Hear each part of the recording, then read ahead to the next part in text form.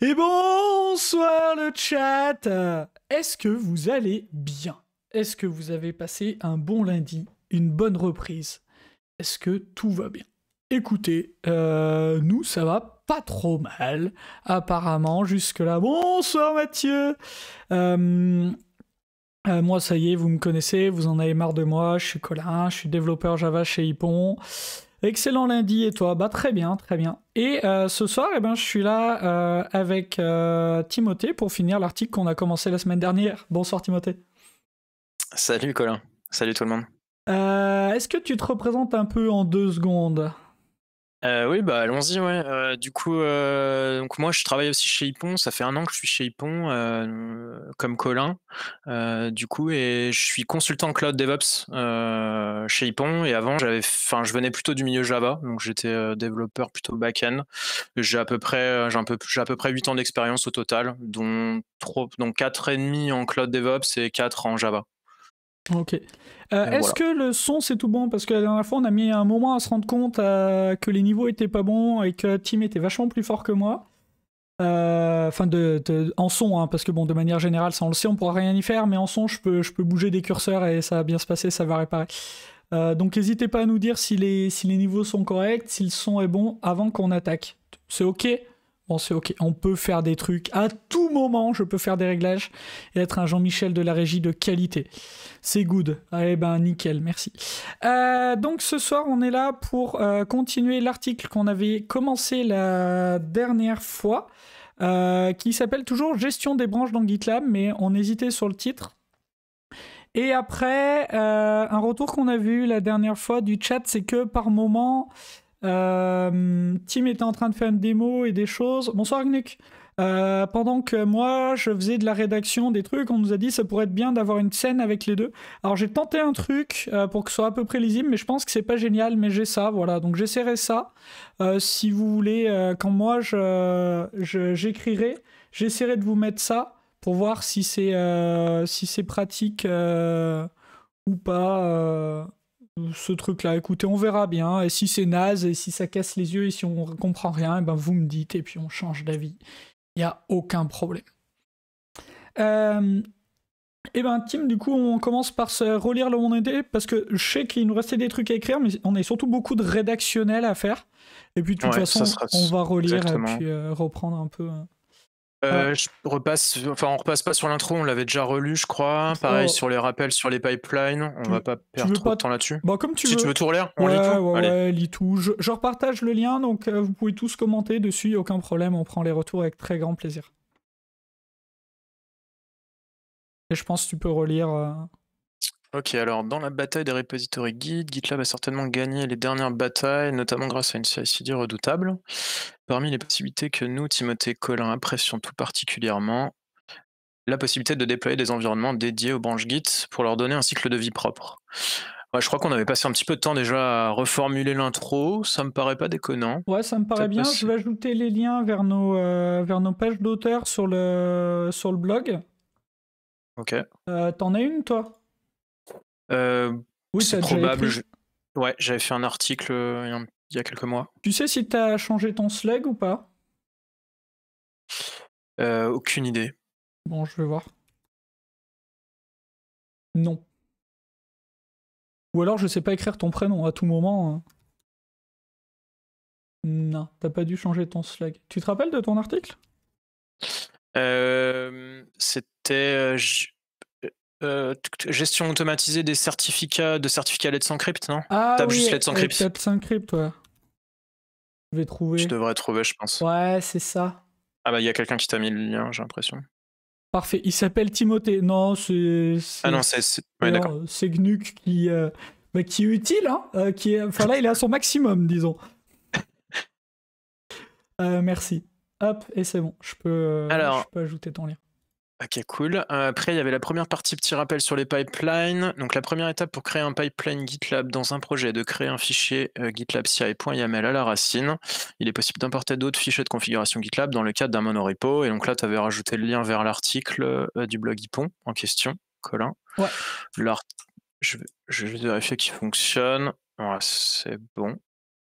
Parfait. Un pipeline GitLab CI ordonne des stages découpés en jobs. Chaque job permet le lancement de scripts dans lesquels on va pouvoir tester, builder et déployer le code de nos branches Git. La grande idée maintenant très répandue de GitLab CI était de lancer des jobs dans des images Docker. On a donc accès à tous les outils du marché sans installation ni maintenance complexe. Franchement, c'est propre comme intro. Ouais, ça on l'avait pas mal travaillé, je pense, donc on n'a pas forcément besoin d'y passer beaucoup plus de temps. On verra si le chat voit quelque chose d'autre ou si il nous laisse des commentaires supplémentaires. Après, donc si au quotidien vous avez l'habitude de faire des git checkout-b ma feature. Quelle mise en forme, Gnuk? Gnuk nous a envoyé un lien pour des mises en forme, donc un code highlighter. Ah oui, c'est le highlighter. Ouais, mais on utilisera le formatage natif du blog. Il y a un plugin Markdown sur le blog qui fait les formatages de YAML. Je pense que ça ira très bien. Ok, merci. Ouais. Merci, nickel. Ok, cool. Tac. Donc il va falloir commencer par changer un peu de manière de la manière de faire. Votre manière de faire, parce que on a dit si vous avez l'habitude, ouais, c'est un peu violent, tu vois. Il va falloir commencer par changer un peu votre manière de faire. Ouais, c'est peut-être un peu violent ça, ouais, cette phrase-là. Elle est pas géniale. Genre ça c'est pas bien quoi. Ouais, genre non. Alors que bon, en vrai ça va. On peut mettre, nous vous conseillons un peu de changer. Bah on peut même la faire sauter, hein. Si on la fait sauter complètement. On va laisser GitLab le faire. Ouais, bon, faut changer faut changer de type de rédaction, mais nous préférons laisser GitLab le faire. GitLab le faire, et nous allons donc commencer. Ouais, nous vous conseillons. Non, mais attends, on va peut-être même l'enlever complètement. Hein. Ouais, c'était. Je pense que tu peux l'enlever. Hein. Par la création d'une issue dans le board du projet. Oui, ça va très bien comme ça. Hein. Ça vous va le chat, hein, vous nous dites si c'est... Je vous invite, ouais. Vous seront gré. Salut Jean-Charles, au passage. Je vous donne pas le choix de... Je vous ordonne. Je vous somme de vous arrêter. Pardon, bref. Non, mais comme ça, je pense que ça marche. Il n'y a pas besoin de le mettre. Ok. Nous allons ensuite ouvrir cette issue et créer une merge request associée. Donc là, on a le screen. On en a gros deux. Ouais, pas mal. Je vois que ça a les références. De toute façon, nous utilisons bon gré mal gré pour arriver à la fin. Ouais, on verra peut-être pour la mise en forme des images. Je sais pas s'il faut les centrer, les mettre plutôt à gauche. Alors en fait, sur le blog, t'as une CSS. En gros, t'as 3 modes. T'as le mode prends la largeur du blog. Donc quand ton image est assez grande, ça va bien. Donc soit la largeur de l'image, soit la largeur de la page. T'as le mode taille réelle de l'image et t'as je sais plus quel mode. Mais en gros, c'est pas tout à fait ça. Garde les images dans un coin et tu recolleras les sources directement dans Ghost. Ok, ça marche. Ok. Donc là, on était sûr. Nous allons ensuite ouvrir cette issue et créer une merge request associée. Ok, bam, le petit screen. D'ailleurs, une merge request ou un merge request, le chat? Moi, je dis toujours une, mais je sais pas.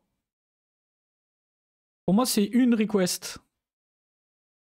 Bah ouais, en fait, on fait l'association une parce qu'on dit plutôt une requête en français, je pense, mais voilà, c'est sûr qu'en anglais, c'est merge request. So. C'est la même réponse que Gnuk, du coup. Ouais, c'est ça. Une exponentielle, ouais. Donc je dirais une, mais c'est vrai que en fait, ouais, c'est au féminin juste en français, mais. Ouais, ça m'a l'air Si on voulait le traduire, quoi. Une demande de tirage. De triage, peut-être? Je crois que c'est ça les traductions qu'ils font. Allez, le Covid, voilà, ça y est, on y est. Nous avons alors une merge request en draft sur laquelle nous pouvons faire nos contributions. Parfait. On a le code et il faut maintenant récupérer les branches distantes. En local, peut-être? C'est toujours bon de leur dire. Ouais. On peut le mettre. Alors ça, est-ce que tu veux qu'on fasse git fetch-p avec la petite note? Donc pour rappel, le chevron comme ça, c'est un block cut, parce que le blog, nous, on saisit du Markdown, et donc ça sort en gris. Je sais pas si c'est intéressant ou pas. J'ai noté ça l'autre fois, mais... Ouais, après, c'est plus un petit tip sur le CLI Ouais, guide, c'est pas obligatoire. je Enfin, sais pas. n'importe. Je suis pas sûr que ça alourdisse. Ouais, je sais pas. Faut demander, ok. Puis aller sur notre branche, machin. Donc là, on check out sur la branche qu'on vient de créer. Et donc, tout le but de tout ce merdier, il est dans cette phrase qui se voit pas. Donc, il faut qu'on fasse quelque chose. Parce que là, notre point, je suis pas sûr qu'il soit méga clair. Ouais. Donc, c'est 7 Ouais, identifiants le point uniques. intéressant est bien là, la branche commence par un identifiant unique. Après, on peut préciser entre parenthèses l'ID du ticket GitLab, précédemment créé. Ouais. Ou alors, le branche commence par. Je peux mettre. Sinon, plutôt que de le mettre entre parenthèses, je vais le mettre directement dans la phrase, vu que c'est ça le plus important. Commence. Ouais, on va peut-être plutôt faire ça. Bah, pour moi, c'est identifiant unique, tu vois, je le mettrais même en gras. Ouais. Alors, où est-ce que je mets identifiant unique entre parenthèses? Non, pour moi, déjà, ça peut être en gras parce que c'est vraiment le. Tu vois, c'est le but du truc, quoi. Je sais pas ce que t'en dis. Ouais. Ça me va. L'ID du Comme ça, ticket c'est pas GitLab mal. précédemment. Que l'on va pouvoir utiliser pour notre environnement. Pour identifier notre environnement. Pour identifier notre environnement, tout à fait. Et un point d'exclamation, hein, je pense que ça mérite. Hein. Qu'est-ce que t'en dis? Ça me va. Ouais, c'est pas mal. Parce que voilà, pourquoi on change ce truc? Est-ce qu'on redit un mot sur le fait qu'en faisant ça, on a naturellement un board à jour? Ou on s'en fout et c'est pas le sujet? Faut qu'on choisisse ce qui est notre sujet, quoi. Ouais, c'est pas forcément le sujet, je pense. Tu veux dire que le ticket, comme t'as ouvert une MMR, ça te déplace le ticket dans le board, c'est Ouais, ça? C'était ça voilà, ton idée? que ça va Du vivre tout style, seul. toc toc toc. Bah, du style, quand on va passer la MR, le ticket va être close. Ouais, d'accord. Ouais, d'accord. Bah, après, à la limite, ça, on peut le mettre à la fin si tu veux. Parce que là, c'est vrai qu'en fait, ouais, nous, Ouais, là, j'ai que 2 colonnes. c'est pas le but. Un identifiant pour identifier. Ah, c'est une bonne remarque, Quentin, mais on a d'un côté l'identifiant de la branche, et bonsoir, pardon, et de l'autre l'identifiant de l'environnement. Donc ça fait répétition, mais là, je sais pas, moi, ça me choque pas. Je sais pas ce que vous en dites, les autres. Est-ce que ça vous choque? Je sais pas. Je sais pas. Moi, ça Ouais, me. ça fait un peu répétition. Est-ce qu'on pourrait pas trouver un synonyme qui soit un peu plus sympa?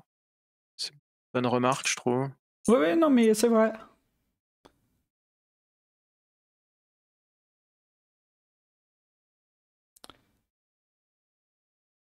Euh... Pour... Touc, touc, touc. Parce que différencier, c'est pas génial. Après, à la place de... En fait, identifiant, on peut mettre tout simplement numéro, en fait, hein, parce que ça sera tout le temps un numéro. Un ID, Ouais. c'est un numéro, en fait, chez GitLab. Ouais, c'est bien. Du coup, on peut mettre numéro, comme ça, on n'a pas 2 fois identifié. Sauf si après, Ouais. quelqu'un a une idée de meilleur synonyme pour identifier, mais comme ça, on est pas mal. Ouais, je pense que c'est un bon plan. Vous nous direz le chat, ça vous va? Moi, ça me plaît bien. Toc, toc, toc. Alors après, on passe à la section sur laquelle on s'était arrêté la dernière fois. Alors en vrai, le numéro est presque unique. Mais est-ce que ça vaut le coup qu'on rentre dans son... Retrouver notre environnement, nous dit Fares, pourquoi pas, et bienvenue. En fait, le numéro est pas vraiment unique. Parce que sur le projet, normalement, si. Non, parce que si tu crées 2 branches pour un même ticket, en fait, le numéro au début, il change pas et il rajoute un -2 à la fin du nom de ta branche. Ah oui, t'as raison. Exact, ouais. Ouais, je vois ce que tu veux dire, ouais. On peut mettre par un numéro presque unique. Et on peut mettre une note en dessous, tu sais, en mode bloc cote. Si vous faites attention, si vous faites plusieurs branches pour un même ticket, le numéro, c'est le numéro du ticket le numéro du ticket sera réutilisé.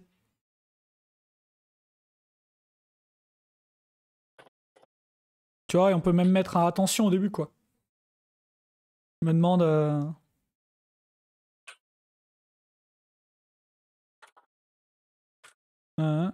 Pour un même ticket GitLab, ce numéro sera réutilisé pour le nom de la branche. Votre identifiant ne sera donc plus unique. Conseillé de ne pas le faire du tout. Ouais, c'est un bon plan. Ouais, parce qu'en vrai, alors ça peut poser plusieurs. Enfin, en vrai, pour l'environnement, ça va poser problème.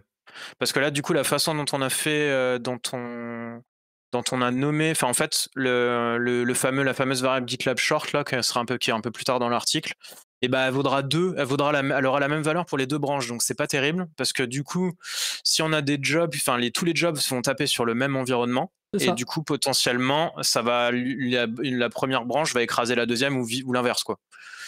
c'est Donc ça. c'est peut-être pas quelque chose qu'il faudrait conseiller. Bah Donc oui, il faut le on peut peut-être le déconseiller. mettre en attention et il faut le déconseiller, quoi. Ouais, c'est ça. Ce numéro sera. Utiliser pour vos deux branches. Deux branches, point. Ce n'est donc pas forcément une bonne idée. Il n'est. Ouais. Oh mince, pardon. Mais il n'est pas conseillé de. Il est déconseillé plutôt, on va mettre. Ouais. On va partir sur le négatif. Déconseillé de faire cela. Ouais. Pour éviter, en fait, enfin, ouais, faudrait être explicite. Après, comme on n'a pas parlé d'environnement encore, je sais pas si. Attends, je te propose un truc. Comme ça, j'utilise mon super layout. Notre but étant d'obtenir des identifiants uniques pour les branches, pour les environnements. Nous ne vous conseillons pas de faire plusieurs MR pour un ticket avec les 22 typos. Qu'est-ce qu'on dit? Ouais, c'est bien. C'est pas mal, hein? Nous ne vous conseillons pas. Nous vous déconseillons. On va Ouais. mettre plutôt. Ouais, on va le mettre en négation. Nous vous déconseillons. Alors nous De vous faire plusieurs MR déconseillons pas. Alors pour un attends, seul c'est ticket. négation de négation. On est foutu. Pour un seul ticket, ouais. Du coup, vous privilégiez la création de plusieurs tickets pour faire, enfin un ticket Ouais, par ouais, MR. c'est Quoi. logique. Comme ça, ouais, ça me va. Très bien. Bon, ok. C'est important, à ajouter, je pense. Bien vu le chat. Cool. On passe sur la section suivante. Ouais. Les environnements et les déploiements. Maintenant que nos branches ont un nom unique avec un identifiant facilement récupérable. Oh ouais, alors, ouais, bon là j'étais pas en forme. Hein. T'étais en train de coder et... Nous pouvons le récupérer dans un premier pipeline simple. Nous pouvons nous lancer sur un... nous pouvons fabriquer un premier pipeline simple. Nous pouvons faire un premier pipeline Nous pouvons simple. faire. Créer un premier pipeline simple. Ouais, c'est pas mal. Tac. Donc là, tu sais, tu étais en train de coder et je prenais des notes, hein, plus qu'autre chose. Ouais. Donc attends, déjà. Donc là, il y a l'exemple de code. Bon. A priori, ça, je l'avais copié-collé du code. Enfin, il faudra peut-être refaire une passe à la fin quand on aura fini le pipeline s'il n'y a pas eu des refactos. Il faudra peut-être remettre à jour. Mais non, je pas pense. très grave s'il y a des refactos à mesure. Mais est-ce que ça nous plaît? Ouais, c'est pas mal, hein. Moi, je trouve ça pas mal. J'ai l'impression que c'est pas mal.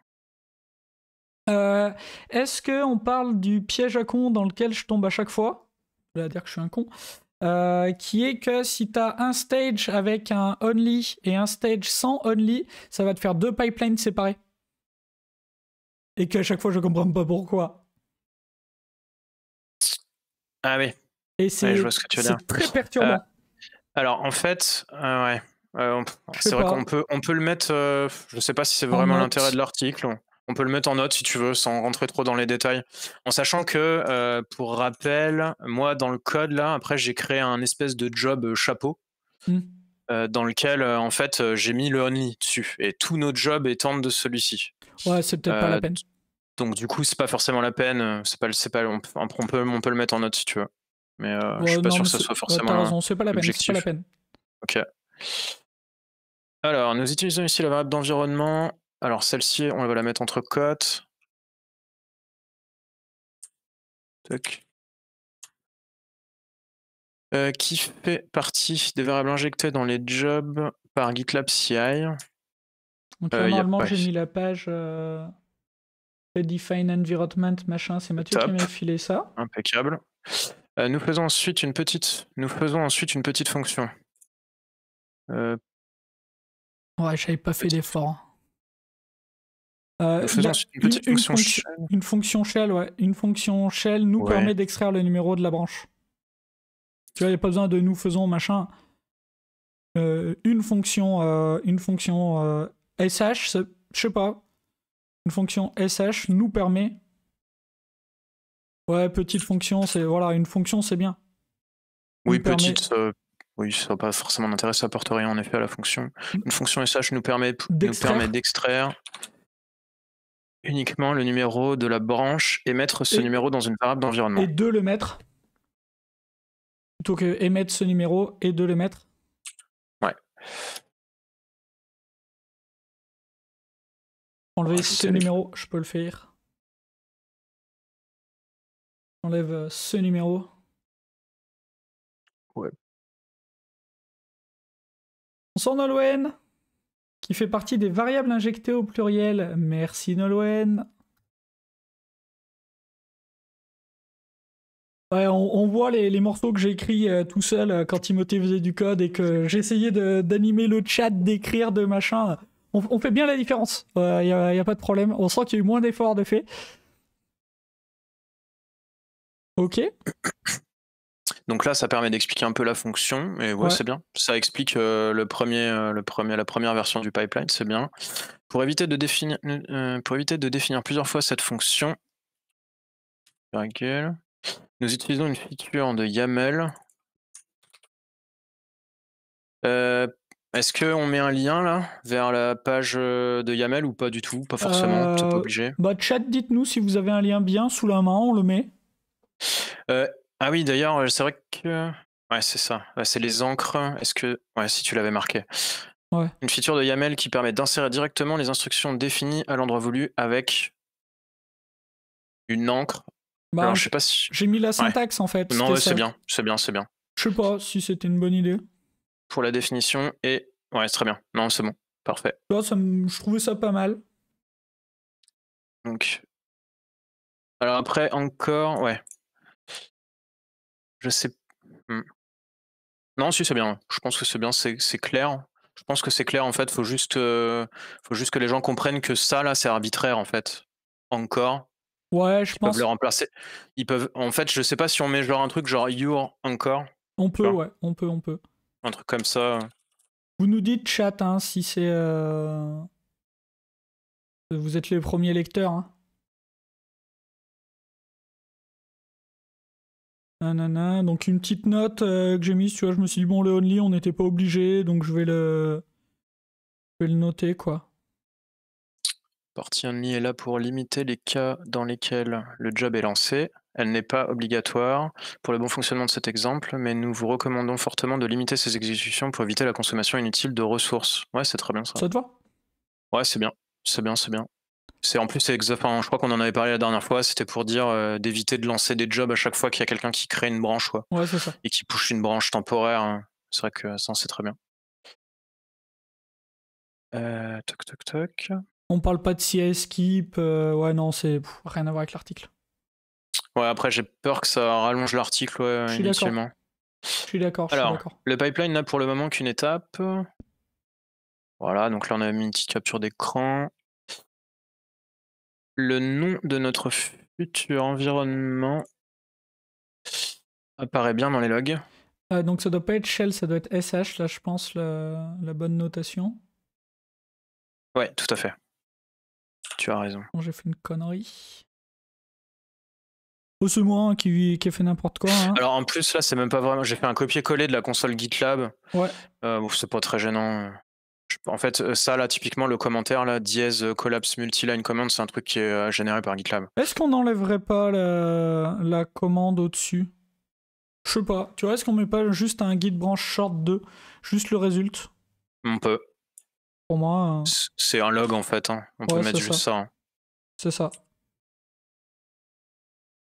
On peut laisser en shell, je pense, parce que du coup, c'est du shell derrière. Pour moi, ça marche. Hein. Alors, je sais pas, le nom de notre... Enfin, j'ai envie d'enlever les guillemets, parce que je sais pas ce que t'en penses. Enfin, je sais plus pourquoi tu les avais mis, il y avait une raison particulière. Aucune... Tu sais, là, j'étais en mode prise de notes. Hein. Donc, okay. Non, pas spécialement. Et toute la partie que le chat n'a pas vu écrire, parce que j'avais justement pas cette... pas la deuxième vue. Ça marche. Donc le nom de notre futur environnement apparaît bien dans les logs. Paf. Nous pouvons avancer dans la création de notre pipeline pour ajouter un stage de build qui construira nos livrables et un stage de deploy en environnement. De staging, il manque un italique. Tac, je l'ai ajouté. Et alors, je pense qu'il il faut qu'on soit clair. Là, tu vois, il peut y avoir quiproquo. Là, on parle de l'environnement GitLab qui s'appelle 2, et là, on parle de l'environnement de staging. Là, ça commence à. C'est quoi la différence là, tu vois? Comment est-ce qu'on règle ce souci de clarté? Parce que là, du coup, en fait, faut imaginer derrière pour ceux qui, pour que tout le monde comprenne la finalité, c'est qu'on va avoir plusieurs branches qui vont se déployer sur un même environnement. Comment dire? Par exemple, staging, ça peut être un cluster Kubernetes moi, dans un VPC sur AWS. Et du coup, toutes les branches Git vont se déployer sur cet environnement-là. Cet environnement au sens AWS du terme. Et du coup, après, ça va créer plein de petits environnements sur cet environnement de staging AWS, quoi. Voilà un exemple. Donc, je sais pas comment est-ce qu'on clarifie ça. Alors déjà, ce qu'on peut faire... Attends, je reprends la... Hop. Et un stage de deploy. Alors, déjà, j'aime pas l'appeler staging. Moi, j'aime bien l'appeler intégration. Qui sera, à terme, chargé de faire le déploiement effectif de notre solution. Bon. Ça fonctionne, non? Ouais, c'est bien. Comme ça, on précise pas le nom de l'environnement. C'est Ouais. bien. C'est bien, c'est bien. Du coup, par contre, si tu veux mettre intégration, est-ce que tu voudras qu'on change les stages? Parce que moi, j'avais mis staging pour pré-prod. En fait, c'était l'onglet de pré-prod, quoi. Ouais, pour moi, c'est pas de la pré-prod. J'aime pas pré-prod, c'est le mal.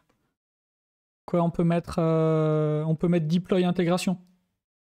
Ok. Souvent, je mets ça. Du coup, je vais renommer ça, peut-être. Donc, on peut l'appeler... à la limite, le stage, je vais l'appeler deploy, en fait. Ce sera peut-être plus parlant. Comme ça, on évite de mélanger le nom d'environnement avec les phases. Tu veux pas avoir un deploy intégration et un deploy prod pour aller à la fin du pipeline? Si, on peut, ouais. Alors, deploy prod, c'était pas forcément prévu qu'on aille jusque-là. Mais en effet, si dans une logique de déploiement continu, après viendrait le deploy production, en effet, ouais. C'est ça. Donc c'est pour ça, en fait. Et bah, go deploy intégration. Alors, stage deploy, je vais juste regarder où c'était utilisé. Normalement, c'est juste utilisé à un endroit. Voilà. Voilà, et du coup, c'est pas deploy staging, c'est deploy intégration. Pardon, c'était staging, j'ai cherché le mauvais truc. Staging, il est que là, ouais, ok. Donc là, c'est deploy intégration. Et là, on fait on va l'appeler deploy intégration, hein, tout bêtement aussi, le job. Donc le job, c'est pas très original, mais. Bah, mais un tiret. Comme ça, on les différencie. Bah, sinon, on met deploy branch, hein, ouais. ou intégration. Oui. Bah, comme ça, c'est le nom. Comme ça, au moins, c'est clair. Non, mais deploy branch, c'est bien. Ou deploy branch, ouais. Comme ça, voilà, très bien. Deploy branch. Donc, faut que tu changes ton log. Et l'environnement, on va le renommer, on va l'appeler, voilà, deploy intégration. Non, deploy branch, on a dit. Ouais. C'est le nom du job. Deploy branch le commit. Le slug. Le nom de la branche, du coup, le nom de la branche Git. Et ça, donc c'est le nom de la branche. Ça, c'était dans dernier commit si on a de la chance. Et comme ça, tu peux l'amend et on a un historique propre. Je crois bien que c'était ton dernier commit. Vérifie. Ouais, bah, de toute façon, il y en avait qu'un seul, il me semble. Ah, ok. T'es sûr que j'en avais qu'un seul. Push le premier? Ouais, Ah si, t'as raison. Create first stage in first job. Ouais, ok, j'ai tout à fait. Très bien. Et donc, bah là, tu peux amend celui-là. Donc, create first GitLab environment, ouais, voilà, parfait. Tac, et comme ça, on voit si on s'est pas planté directement sur le GitLab. Donc, toujours cette fameuse boucle... Cette fameuse boucle des DevOps, hein, pour savoir si ça marche, il faut que j'attende que mon pipeline y passe sur GitLab. Et du coup, on peut remplacer notre pipeline par le nouveau, mais écoute, ça m'a l'air tout à fait honnête. Parce que sinon, il ne le parse pas si on référence des stages qui n'existent pas, qu'on est vite au courant. Pour le coup, on est très très vite au courant. Tac. Et là, je crois que j'avais complètement abandonné l'idée d'écrire des trucs. Ok. À peu près. Hein. Je vais y arriver. Voilà. Hop. Ah oui, alors tiens, pendant que j'y pense, la dernière fois, j'avais un doute sur il y avait une question là sur cette fonctionnalité-là. Je savais plus si c'était GitLab ou YAML. C'est une fonctionnalité YAML en fait. Ça permet de faire du map merge. C'est pas du tout spécifique à GitLab, parce qu'il y avait une remarque disant qu'on pouvait utiliser Extends, ce qui est tout à fait possible aussi. Voilà, donc ça c'est du map merge en YAML. Voilà, c'est vraiment une fonctionnalité YAML. Et du coup, je l'avais Voilà, juste commenté pour en info. disant nous avons utilisé, alors c'est pas les encres, c'est map merge YAML. Donc ça, faudra un lien par contre. Ouais, tout à fait, je te cherche, je te retrouve ça. Je regarde si Attends, je crois que c'est dans ici. GitLab CI référence Ah ok, que j'avais très bien. retrouvé ça. Hop.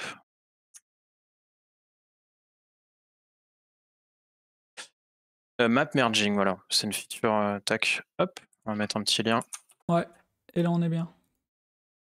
Vous avez utilisé le map merge de YAML. Alors ça, on va le mettre en italique.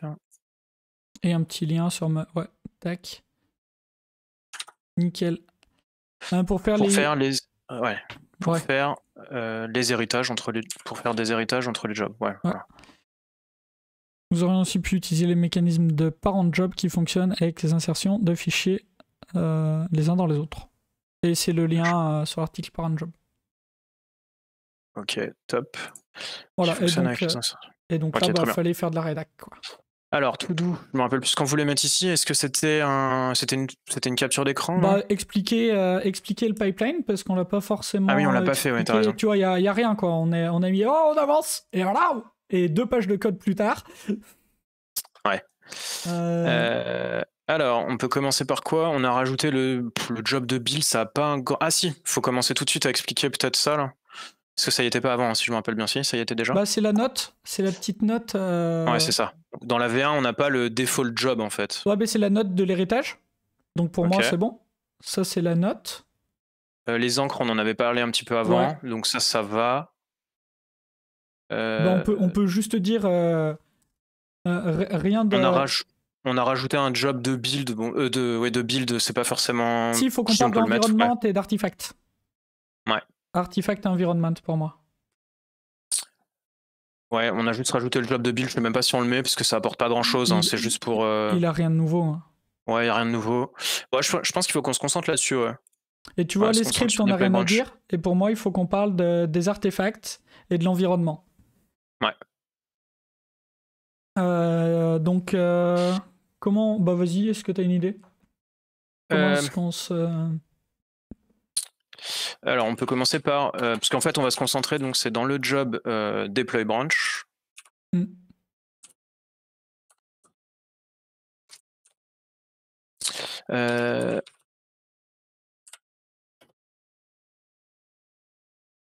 Bonsoir Chéris, comment va? Comment va? Tu viens faire de l'ops, toi? Bébé, ça nickel, et toi? Ah, Chéris qui a un diamant rose, et ça, si c'est pas la classe, j'avais oublié que je t'avais filé ça, moi. Alors, il faudra peut-être reformuler, mais je vais peut-être commencer par introduire le truc en disant qu'on crée un environnement GitLab qui se prénomme deploy branch je vais mettre $branch git branch name. Et ce qui est intéressant, tu peux mettre tout de suite, cela permettra de voir apparaître cet environnement à différents endroits, et tu peux mettre notamment dans la liste des environnements, et tu peux mettre une capture en montrant peut-être que à cet endroit-là, tu peux rollback, tu peux déjà faire plein de trucs, quoi. Donc tu disais, ouais, cet environnement apparaît... apparaît notamment... apparaît notamment... dans la liste des environnements GitLab. Donc faut mettre où c'est parce que faut le savoir, en fait, que c'est dans opération. Oui, c'est vrai que c'est pas forcément très intuitif. Alors, est-ce qu'on se fait... c'est opération environnement. Et là, tu peux mettre... environnement, ouais. Et là, tu peux mettre... Dans le menu. Opération, un petit chevron, ouais. Tac. Ouais, un petit chauvin, c'est bien, t'as raison. Et là, tu mets la capture, et juste avec la capture, déjà, on voit les trucs que ça permet, quoi. Et je trouve ça Opération plutôt propre. environments. Tu vois, juste tu captures ça, et on peut expliquer que les 3 liens au bout, ils sont déjà magiques, en fait. Non, Ceux-là, tu veux dire, ouais. Ouais, qu'est-ce que t'en dis? Ouais, tout à fait. Bon, je fais une capture de la totalité là du truc, Ouais, des 2 environnements. ça me Comme paraît ça, propre, ouais. ça sera pas mal. Moi, ça me paraît être une bonne idée. Hop. Bon, on n'a plus d'ops, ils sont passés sur la migration. Alors après, moi, je connais un des ops qui était sur ton projet, Julie, qui t'a lâchement lâché. Attends, je vais mettre les cams en grand pour voir s'il y a une réaction. Je connais un ops qui était avec toi, qui n'est plus avec toi. Comment ça se fait? Pardon. Allez, j'arrête. Non, c'était pas moi. Le traître. Après, je connais un tech lead qui était avec toi sur ton projet. Aïe, aïe, aïe, aïe, aïe, aïe, aïe. Là, je vais ajouter la photo du coup. Tac. Hop. Voilà, et donc là, on peut mettre, tu vois, discrètement, le premier bouton d'action. Ouais, le fameux tech lead qui abandonne ses devs. Ouais, je connais cette histoire. Ça n'existe pas. C'est jamais arrivé. Ça n'est jamais arrivé. Et du coup, là, on peut mettre les boutons d'action sur chaque ligne, permettre respectivement 2 et une petite liste, tu vois. Ouais, tout à fait. Est-ce que on parle, parce que là, du coup, il y a déjà le petit bouton. En fait, faut déjà qu'on parle du fait, je pense, juste avant, il faut qu'on parle tout de suite de l'URL de l'environnement. On peut en parler comme ça. On en parle à ce moment-là, ouais, ça marche. C'est ça le trick, tu vois. Ça me paraît bien. Machin, qu'on récupère grâce à deploy-env, et ça allège un peu le... Alors, sur les lignes de chaque environnement... T'as pas mis le stop et t'as le bouton stop. Bon, ok, bon. Et bah, ça nous fera une transition pour parler du stop env. Ouais, je crois que en fait, c'est par défaut. C'est par défaut, mais là, en effet, actuellement, c'est juste que là, le bouton stop ne fera rien, en fait, parce qu'on n'a pas défini d'action de stop pour le moment. Mais du coup, ça nous fera la transition. Ouais, j'imagine que ça doit être juste présent par défaut dans GitLab, c'est une bonne remarque. Je pense que ça va juste rien faire si on clique dessus. Bon, on testera ça. On écrit le petit morceau là qui nous manque? Ouais, sur les lignes de chaque environnement, on constate la présence. Ouais, moi j'aurais mis on a 3 boutons. Hein. Ouais. Ça, un moment donné. On peut voir 3 boutons d'action. Ouais, très bien. Et tac. D'action. Il y a un S ou pas à action? Non. C'est une action, donc j'aurais dit non. 3 boutons, j'aurais laissé comme ça. Ok. Le premier permet de consulter notre application. Notre application. Point. Ce lien est disponible. Tu vois, et on peut le transitionner comme ça, quoi. Ouais. Ce lien est disponible car il est récupéré du fichier deploy.env. Ouais, grâce au fichier deploy.env.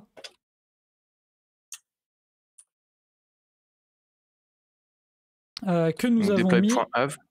Dans lequel se trouve l'URL HTTP de notre environnement, enfin de notre application. Ça me le propose. Et que nous avons... tu voulais dire quoi? Que nous avons mis artefact.env. Tu vois, c'est le côté... Ouais. Comme artifact.env, ouais, tout à fait, c'est bien. Et un peu d'italique, on est pas mal. Tac. On se note de dire un truc sur les artefacts ou... Non, c'est pas le sujet. Hein. C'est pas forcément le sujet, ouais. Tu voulais dire qu'on pouvait passer des artefacts d'un job à l'autre, etc. Ouais, qu'on peut faire, qu'il y a différents types, qu'il y en a qui font des rapports GUnit, des machins, des trucs, que c'est magique. Non, je pense pas que ce soit le sujet, ouais. Je pense pas vraiment le sujet. Ok, pour moi, on a notre premier bouton et notre... On a le premier bouton, expliqué. tout à fait. Le deuxième, donc, c'est rollback. Redeploy, je crois. Hein. Redeploy. Non. Redeploy, ouais, t'as redeploy. Rollback, je crois que tu l'as... Est-ce que tu l'aurais pas que dans la version GitLab payante? Non, tu l'as après. Un doute. Je crois que tu l'as quand tu relivres. Cela dit, est-ce que rollback c'est pas redeploy de la version d'avant? Bah, je crois que là, si je fais ça, là, redeploy to environment, je pense que ça va juste relancer. Ouais, c'est Voilà. ça. Ah non, c'est ça, t'as raison. Putting Ouais, the environment in a preview, are you sure you want to continue? Et du coup, ça va redeployer ce commit là, donc Ouais, c'est c'est un ça. rollback, je crois que t'as raison. Bah en fait, des fois t'as rollback qui est écrit, mais ça revient exactement à redeploy le commit d'avant en fait. Ouais, deploy. Ah bah non, attends. Sur le même env. Non, non, parce que. Tuk. Ah ouais, mais j'amène le commit en fait. Oui, c'est ça. Donc du coup, on va pas le voir là. On a l'impression que c'est le commit que j'ai fait tout à l'heure là. Non, mais pour moi tu peux avoir rollback si t'as plusieurs commits. On testera au coup d'après. Ok. Tu pousseras un autre commit sur la même branche. Ouais, sans amend, comme ça on devrait le voir. Ouais. Bah le prochain, de toute façon, pour le destroy. Ouais. Le deuxième permet de. Je mets rollback du coup directement ou de. Bah, ouais. de rejouer le déploiement de cet environnement, puisque c'est ça que ça fait. Cet environnement. Point virgule. En français, c'est des points virgules à la fin. Ouais, t'as raison. Comme ça. Tout à fait. Et il y a un espace avant les points virgules, parce qu'avant et après. C'est en anglais qu'il n'y a pas d'espace. Le troisième permet de stopper l'environnement. Mais pour l'instant, il ne fait rien. Ceci étant, ouais, non. Pour le moment,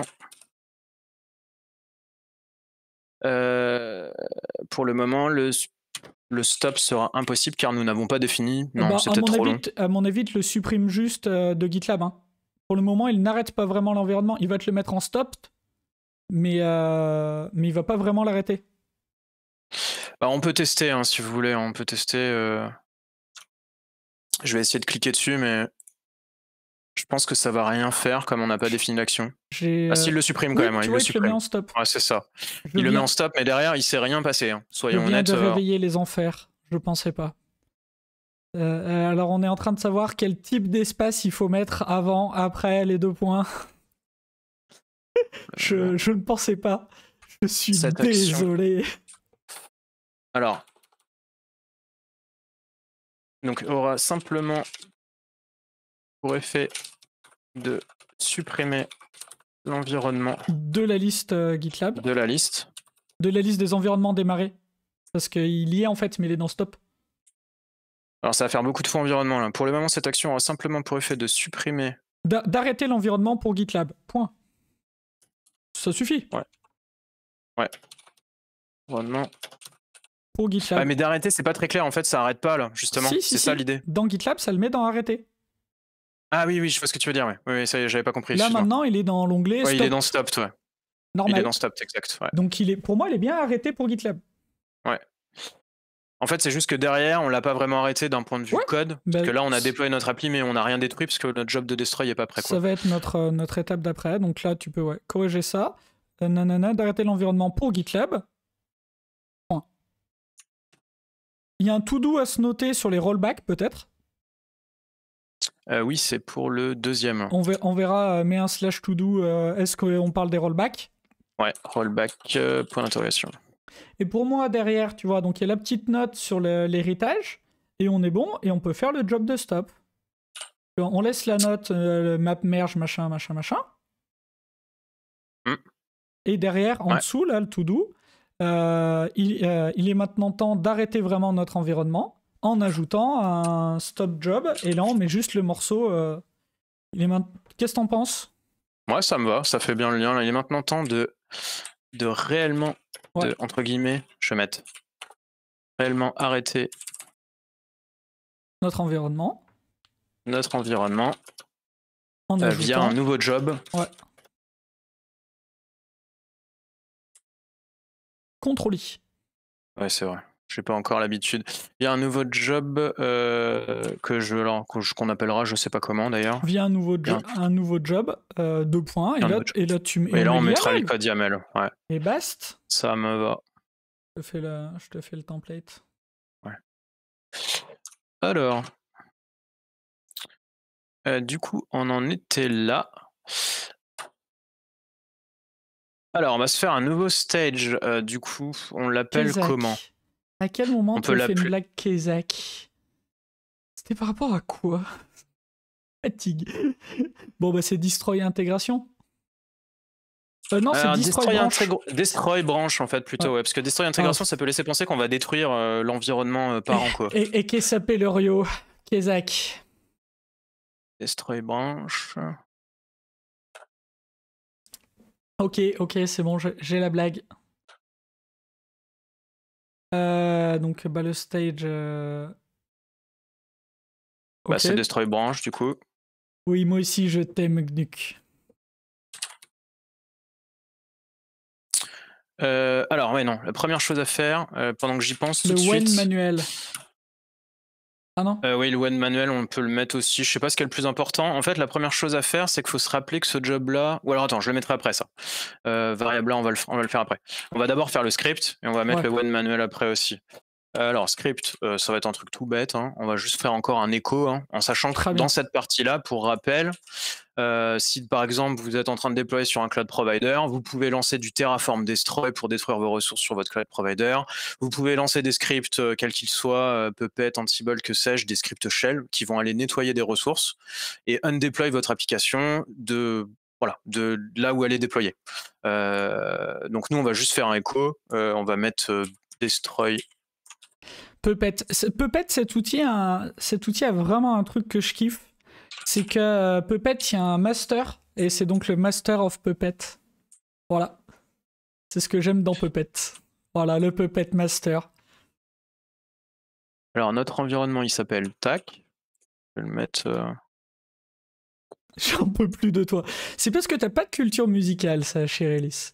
Parce que sinon, tu serais que Metallica, Master of Puppet, une de leurs chansons leurs plus connues, et dedans, il y a quand même un vers qui dit « Just a rhyme without a reason ». Donc juste une rime sans aucune raison. Dans Master of Puppet, je vous invite à le réécouter si vous n'avez pas entendu cette partie. Quand même. Alors, la première chose qui est importante, c'est déjà, on va dire qu'on va lancer, on va surcharger le only de notre job chapeau là. On va mettre juste only ref merge request. Tout simplement parce que master, on veut jamais le détruire vu que ça sera notre intégration, ce sera sur lesquels tous les développeurs pourraient faire des tests, quoi. C'est ça. Ou n'importe qui d'ailleurs, le PO, le client, que sais-je. Donc on va surcharger le only pour mettre seulement qu'on veut le déclencher sur les merge requests. Qu'est-ce qu'on a d'autre à ajouter? Le Wen manuel. Alors, le Wen manuel, tout à fait. Il y a quelqu'un qui en parlait tout à l'heure. Les gens qui utilisent Puppet en 2021, oh certainement, il y a des gens qui déploient avec des Word en 2021. Le Wen manuel, alors là, donc c'est pas mal, sauf que là, le problème, c'est qu'on n'a pas d'action automatisée quand on merge une merge request. C'est ça. Du coup, donc là va arriver la fameuse chose dont on avait parlé à la fin de la dernière session, c'est le unstop. Du coup là, on lui indique le nom, juste le nom, je crois, du job à lancer quand on fait un stop de l'environnement. Du coup, ça fait que quand on va cliquer dans le fameux petit bouton stop qu'on voyait tout à l'heure, ça va lancer ce job là maintenant. Et en plus, on peut ajouter une feature qui est assez sympa, qu'on aime bien utiliser. Le auto-stopping. Avec Colin, on aime bien utiliser ça. C'est donc voilà. Alors après, ça, la durée, vous mettez ce que vous voulez. Ça dépend de la vélocité de l'équipe. Ça dépend de plein de choses. Là, on va mettre 2 heures, par exemple. C'est un exemple. Ça dépend de votre budget aussi, cloud. De votre budget, évidemment. Ça dépend de plein de choses. Voilà. Je crois qu'on peut mettre aussi en jour, hein, on peut mettre toDes par exemple. Ouais, alors faut faire attention par contre, c'est un batch qui passe toutes les heures sur GitLab qui les stoppe, donc c'est pas pile poil. C'est pas pile poil 2 heures, en effet. Voilà, dans le pire des cas, ça peut se déclencher au bout de 2h59, quoi. Ouais, c'est ça. C'est ça. Mais c'est quand même super pratique. Ah oui, il reste une dernière chose, donc j'avais commencé à parler tout à l'heure. En fait, il y a un autre truc à faire, c'est que faut garder à l'esprit que quand on va lancer de façon automatique ce job-là, ce job-là va se déclencher automatiquement quand on va merger une merge request. Du coup, la branche potentiellement n'existe plus. La branche Git que vous avez créée sur votre merge request, elle peut être delete. Du coup, pour éviter d'avoir des soucis de checkout Git parce que votre branche n'existe plus, il faut juste surcharger la variable Git stratégie. Donc qui est une variable d'environnement qui est fournie par défaut par GitLab, et il faut mettre none. Parce que par défaut, sinon en fait, il va essayer de re-checkout la branche. Et donc là, alors attention, si vous utilisez, enfin là, vous voyez, on est obligé d'utiliser ça pour avoir le destroy automatique. Par contre, bien garder à l'esprit que si là, vous avez besoin de lancer des scripts Ansible ou que sais-je, ou du script shell, vous n'avez pas vos sources. Donc si vous voulez garder vos sources, si vous voulez avoir vos sources, il faut bien penser à exporter dans des artefacts dans le job précédent, du deploy. Alors ça, c'est vrai que j'avais pas forcément prévu de le mettre, mais ça pourrait rentrer en compte. En petite note. On peut le mettre en petite note. C'est pas forcément l'objectif de l'article, mais il faut bien penser, voilà. Si vous avez des scripts shell, par exemple, dans votre repo pour détruire un environnement, il faudra les exporter en artefacts et les rajouter ces artefacts-là. Alors par défaut, ils le seront automatiquement. Ils seront automatiquement importés dans ce job-là si vous avez défini des artefacts à exporter ici. Par contre, vous pouvez également le mettre directement avec dependencies, je crois, pour lui dire, bah, on veut récupérer les dependencies du job deploy branch. C'est ça. Je crois qu'on peut le faire comme ça, mais voilà, c'est juste, on peut le mettre on le mettra en note, c'est bien, parce que sinon ça va alourdir un peu le YAML, le pipeline. Je pense qu'on est pas mal. Eh ben, teste-le. Je pense qu'on est. J'ai oublié la partie environment. Petit malin. Ah oui. J'ai oublié la partie environment. Forcément, il va pas savoir sinon. Voilà, donc il y a besoin de remettre juste le name. Hein. Voilà, le name et action, je crois qu'il faut je sais plus si c'est par défaut, c'est déjà à stop, on va le mettre à stop. Ouais, Dans le doute, j'ai un doute. Au cas où. J'ai un doute. Qu'est-ce que j'oublie? Je pense que c'est pas mal. Push un nouveau commit avec ça et on va voir ce que ça fait. Ça m'a l'air pas mal. Ça m'a l'air pas mal. Ça a l'air d'être un good plan. Je vais l'appeler Destroy Ephemeral GitLab Environment. Ouais. Et voilà. Et donc là, on n'a pas beaucoup de modifs. Destroy branch, j'avais bien remplacé là, ouais, c'est pas mal. Tac. Allons-y. Et donc là, maintenant, si tu F5 ton... Ah oui, il faut attendre que ça Ah oui, tu voulais passer par là. Oui, on pouvait faire ça. On va regarder l'environnement, tu vois. On va attendre... Ah, il met pas le lien vers... Ah si, je crois qu'il faut cliquer sur l'environnement. Ouais, mais il a pas encore Il a pas encore détecté, ouais. En fait, je pensais qu'on allait avoir le lien tout de suite du pipeline, mais non. Du coup, le pipeline, on est obligé de passer par pipeline. Ouais, faut attendre qu'il avance un peu. Donc là, donc faut qu'on parle un peu du autostop. Tu vois, j'ai noté 2-3 trucs dont il faut qu'on parle. Donc la surcharge de la guide stratégie, c'est peut-être le premier truc. De toute façon, non, premier truc, c'est de parler du nouveau job. Ouais. Donc ce nouveau job, oula, pas du tout. Hop. Tac. Définit les scripts pour arrêter notre environnement. Merci. Correction automatique. Ouais, c'est ça. Qu'est-ce qu'on dit de plus? Je suis pas sûr qu'il y ait grand-chose à dire sur les syntaxes, on n'a rien utilisé de fou. Maintenant, on va parler de la guide stratégie. Un point d'attention. Alors, ce nouveau job, moi, je vais peut-être juste préciser le nouveau job, et entre guillemets, je vais mettre son nom, comme ça. Comme ça sera clair. Il s'appelle... Je copierai le YAML après quand on aura validé que ça marche bien. Ouais. Hop, mince. Je vais le mettre dans un... C'est la variable d'environnement. Tu peux me la mettre ici, la variable d'environnement pour la stratégie. Pour éviter de cloner le repo. Ce qui ne sera pas possible si la branche est mergée et déjà supprimée. Et on peut faire un truc comme ça. Si vous avez besoin de script présent, il faut redéfinir dans votre repo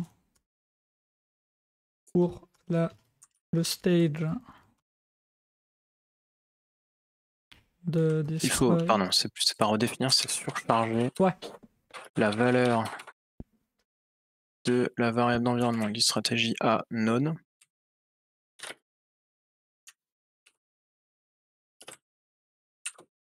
Pour éviter de cloner le repository git.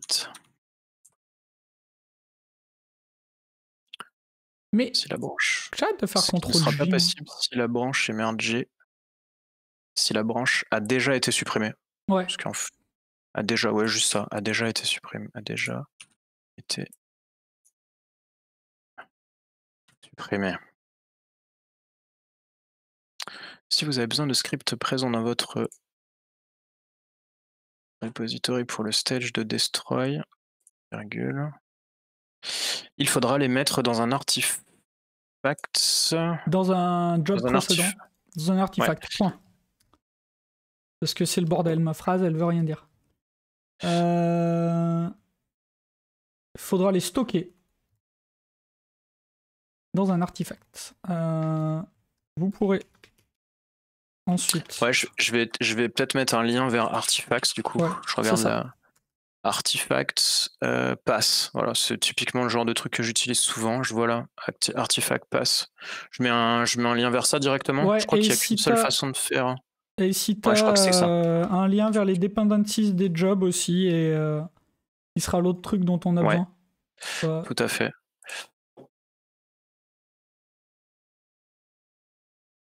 Il faudra les stocker. Alors attends, on va mettre plutôt dans les artifacts, parce qu'en fait, hop, voilà, dans les artifacts.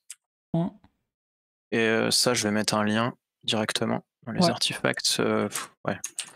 Ah merde, j'avais pas mis le... Pardon. J'avais pas mis le... Pas un bon Jean-Michel de la régie. On va les stocker dans les artefacts GitLab de votre job de déploiement. Pas forcément. En fait, je voulais être plus léger, tu vois. Ah, mais du coup, en fait, c'est vrai qu'on sait pas trop. En fait, par défaut, sinon, il va passer tous les artefacts de la Terre. Je sais pas. En fait, tu vois, si tu surcharges carrément dependencies, tu vas te retrouver avec tous les artefacts de tous tes jobs. C'est pour ça, tu vois. Après, je mets, vous pourrez ensuite y accéder à cette. Okay. Tu vois, pour moi, ça marche. Si on met les deux liens, ça marche. Allons-y. Je pense. Tac, point, et dependencies. Ensuite, accéder.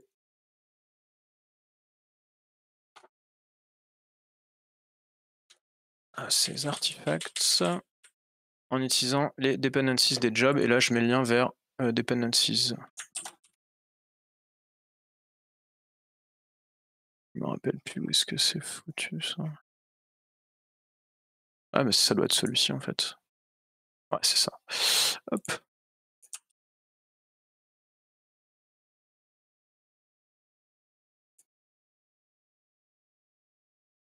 Ouais, c'est pas mal. Dans le job. Je précise dans le job de destroy là ou c'était volontaire dans le dependencies des jobs. Non, pour moi ça fonctionne. Voilà, en utilisant le dependencies des jobs, c'est juste dependencies des jobs, lien vers système de dependencies. Qu'est-ce qu'on dit? Ok, allons-y, ouais. Comme ça on rentre pas trop dans le détail parce que c'est pas l'objet. Hop. Nous avons aussi utilisé la clé. Voilà, qui permet un arrêt automatique.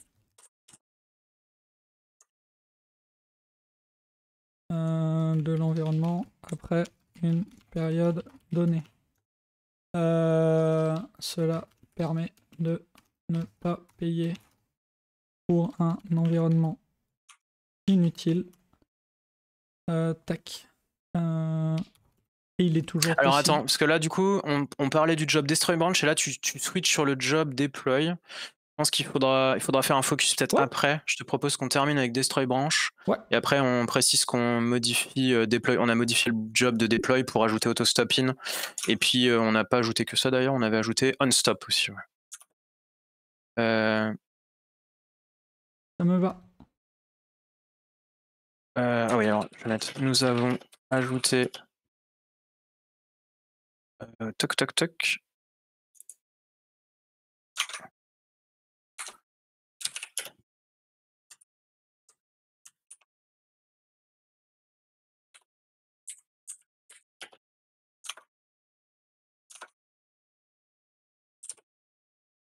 Nous avons ajouté un onstop destroy branch sur le job qui s'appelait comment? C'était deploy branch.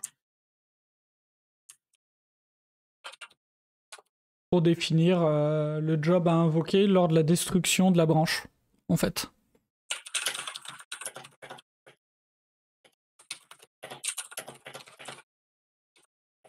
C'est pas mal. L'environnement. Ouais, ça me paraît pas mal. Voilà. Hop. Nanana. Tac. Tac. Nous avons aussi utilisé la clé auto-stopping qui permet un arrêt automatique de l'environnement après une période donnée. Tiens, on peut le mettre en note, ça. Tac. Ouais. Par ailleurs, nous avons aussi utilisé. Le par ailleurs, t'es sûr? Bah non, vu que t'as mis une note, ça a plus Ouais. trop d'intérêt là maintenant. Vu que t'as mis déjà une note, ouais, c'est bien. Ouais, pour moi, c'est Nous bon. avons utilisé ça, ça alourdit. Qui permet un arrêt automatique de l'environnement après une période donnée. Moi, je mettrais un point là. Ouais. Cela permet de ne pas payer pour un environnement. De ne pas payer pour un environnement inutile. Et il sera toujours possible de le redéployer au besoin. Très bien. Donc là, il nous faut le YAML, si ça marche, et la capture d'écran de l'environnement. Qu'est-ce qu'on a oublié? Tac, tac, tac. Comme le YAML. Dans le destroy, on n'a pas parlé de ça encore, je crois. Ouais. Il reste que ça, à la limite. Ah, et puis le only ref merge request, t'en as parlé déjà? Non. Non. On peut dire qu'on surcharge juste pour que ça détruise sur les merge requests, vu qu'on veut garder notre branche master. Enfin, mets-le en to-do, à la limite, c'est juste pour pas l'oublier. Ouais, je vais créer un truc. Là, je mets un to-do. Okay. To-do, surcharge only. Et du coup, peut-être, ouais, à la balle. Après, c'est vrai, ça tombe un peu sous le sens, mais ouais, il faut lui indiquer l'environnement que tu veux détruire. Ouais, ok. Je sais pas si on en parle. Hein. Je suis pas sûr. Hein. Je suis pas sûr. Stop. Non, ça apporte pas grand chose. Non, c'est évident. Ça apporte pas grand chose. J'ai créé un truc pour le surcharge only le temps que tu fasses les screenshots. Ouais, tu veux qu'on fasse les screenshots? Ah oui, c'est vrai qu'on peut aller voir si ça a marché. Bah oui, il faut voir si ça a marché. Il faut mettre le screenshot avec le destroy, montrer que c'est manuel et qu'il y a l'action de stop. Faut mettre le screenshot avec les environnements. Enfin, il y a des trucs à raconter, quoi. Alors, on fait un premier screen juste du pipeline, là, comme ça? Ouais. Tac.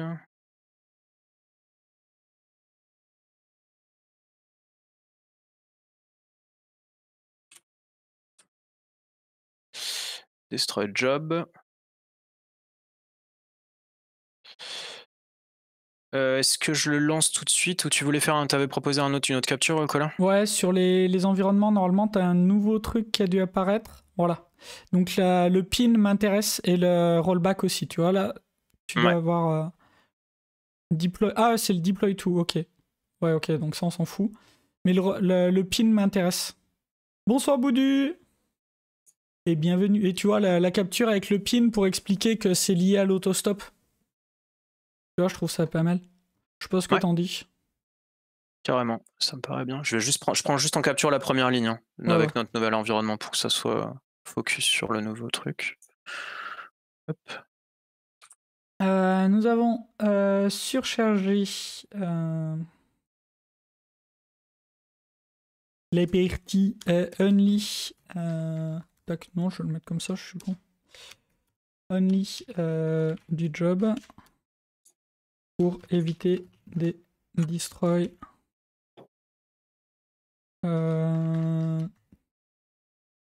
de la branche de master qui doit toujours rester up. Et ça peut être une note. Hein. Pour moi, ça fonctionne. Hein. Ah non, ça fait 2 notes à la suite. Nanana. Bah, ça peut être tout début, ça. Un hein. destroy de master. Ça, là, ça peut être... Je sais pas. Ça peut être une note. Non, ça se fait peut-être pas trop de mettre 2 notes à la suite. J'aurais bien mis ça en note, en fait. Ouais, pour moi, c'est une note, mais je réfléchissais à si on avait un truc à dire entre. Faut que tu mettes le YAML. On remet peut-être pas tout pour que ce soit à peu près lisible. Ouais, sinon ça va être... Ouais, tout à fait. Alors, avant de mettre le YAML, je voulais juste qu'on ajoute... parce que je sais pas s'il marche encore.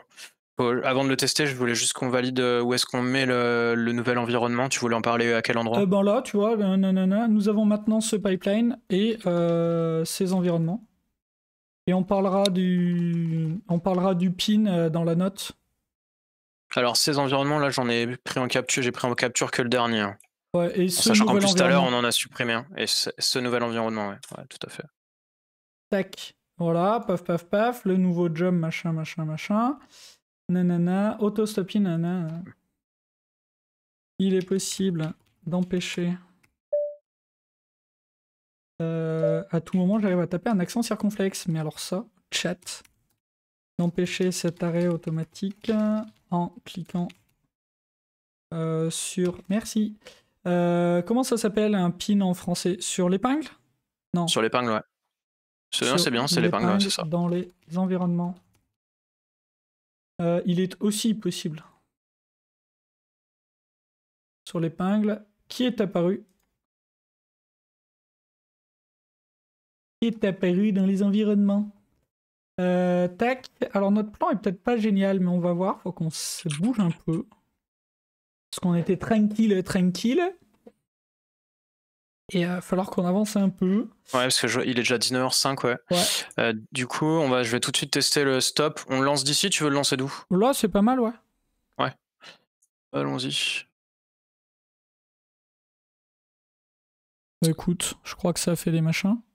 Si tu veux voir les jobs, normalement t'as un job. Alors, je sais pas si on peut y accéder depuis là. Ouais, non. Je crois que normalement on peut y accéder là comme ça maintenant. Si, ok. Ah non, ça emmène directement sur le job. Ouais, non, faut que t'ailles faut aller sur la pipeline en fait. Non, dans les jobs, la liste des jobs, ouais, ou sinon sur la pipeline.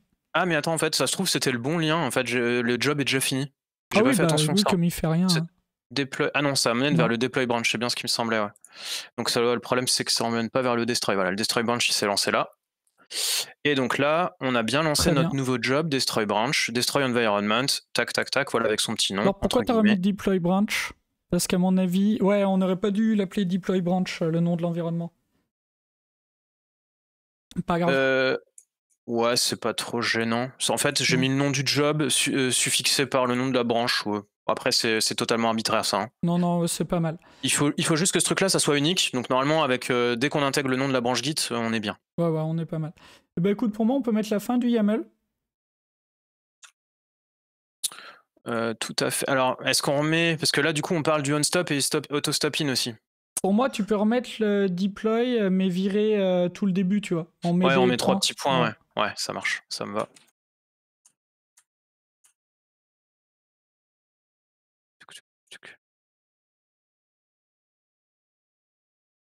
Hop. Nanana. Notre environnement via un nouveau job. Ouais, là, tu mets deploy branch. Voilà. C'est pas mal. Clac, clac, clac. Ok, donc qu'est-ce qu'on a? Nous avons maintenant ce pipeline et ce nouvel environnement. Le nouveau job destroy branch définit les scripts pour arrêter notre environnement. Un point d'attention cependant, il faut surcharger la valeur de la variable d'environnement git stratégie à none pour éviter de cloner le repository git, ce qui ne sera pas possible si la branche a été supprimée. Si vous avez besoin de scripts présents dans votre repository pour le stage de destroy, il faudra les stocker dans les artefacts GitLab. Ok, très bien. Nous avons surchargé la barre. Nous avons aussi surchargé la partie only du job pour éviter un destroy du master qui doit toujours rester allumé. Et là, ça mérite même un point d'exclamation. Ouais, tout à fait. Nous avons ajouté un onStop destroy branch sur le job deploy branch pour définir le job à invoquer lors de la destruction de l'environnement GitLab. Et nous avons... alors là, ça fait beaucoup aussi. Ouais, ça fait beaucoup. Nous avons. Donc là, on peut dire la clé.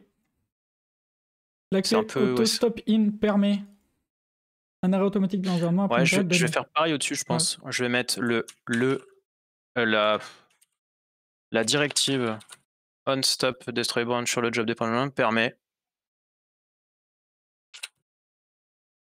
de définir le job à l'invoquer lors de la destruction. Voilà. Ce sera un petit peu moins lourd. Je suis en train d'enlever des répétitions aussi en dessous. Il sera toujours possible de le redéployer au besoin. On peut aussi, plutôt qu'un, parce que ça fait un.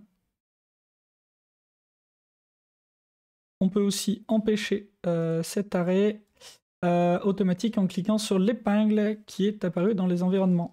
Et là, on met un petit That's all folks pour le déploiement. Et bon, attends, je remets ma vue. Et c'est tout. Enfin. Il faut remplacer nos scripts qui font des échos par de vrais scripts qui gèrent nos déploiements et nos destructions. Mais vous avez un cycle de vie viable. Mais vous avez un cycle de vie GitLab viable. Ouais. GitLab viable pour gérer vos environnements. C'est ça. Ouais, non, ça va faire. Ouais, non, c'est bien comme ça. Vous avez un cycle de vie GitLab viable. GitLab avec des environnements par branche. Ouais, voilà, avec des environnements par branche. Ouais, c'est vrai parce que c'était le. C'est le but. Et c'est pas mal comme conclusion. Très bien. Les scripts qui font des échos par des vrais scripts qui gèrent nos déploiements et nos destructions. Point. Donc voilà, il nous resterait plus que la partie. Ah oui, ça, on avait mis dans le plan quid du déploiement continu jusqu'en production. C'est la conclusion. C'est pas mal, je pense, de parler de ça pour la fin. Ça fait une ouverture pas mal. En plus, je sais pas si on n'a pas déjà un article sur le déploiement continu à tout hasard. Pas à ma connaissance. Je sais pas dans le chat si vous en connaissez. Vous avez maintenant un cycle de vie GitLab avec des environnements par branche Git. Et ça, c'est une bonne nouvelle. Non, allez, je vais pas l'écrire. Ok. Tac, pour moi, on est pas mal. Ah oui, on n'a pas parlé du when manuel. Est-ce que tu voulais faire une... Je crois pas. Hein. Enfin, je suis pas sûr. Qu'est-ce que t'en dis? C'est pas super important. En fait, c'est juste que ça vous permet de déclencher le stop avant le auto-stop in, quoi, avant les 2 heures, là, dans notre cas, par exemple. Je suis pas sûr que ce soit... C'est ce qu'on a fait, là, en fait, manuellement depuis la CI, quoi. Ouais, non, c'est pas nécessaire, c'est du détail. Mais c'est pour éviter qu'il le fasse tout seul aussi. Comment? C'est pour éviter qu'il le fasse tout seul. Si tu le mets pas, il le fait tout seul en fin de pipeline. Ouais, tout à fait. C'est important, mais enfin, c'est évident, je pense. Je sais pas, chat, vous nous dites. Parce que de toute façon, GNU qui doit bouder parce que Boudu lui répond pas. Enfin bref, il y a des dramas en cours dans le chat. Faut pas s'inquiéter. Je vois ça en effet. Quid du déploiement continu jusqu'en production? Et ben moi j'ai envie de conclure en disant la vraie difficulté elle est pas technique. Elle est pas sur la technique aujourd'hui avec les outils qu'on a. Ça se fait assez bien. On est capable de déployer sans arrêt de service dans un cluster Kubernetes. La vraie difficulté, elle est méthodologique pour être suffisamment confiant dans ce qu'on livre et organisationnelle pour que ce soit accepté. Qu'est-ce que t'en penses? Comme conclusion, c'est pas mal. Hein. J'aime bien. La réelle difficulté aujourd'hui est méthodologique. Et organisationnelle. Les réelles difficultés sont méthodologiques et organisationnelles.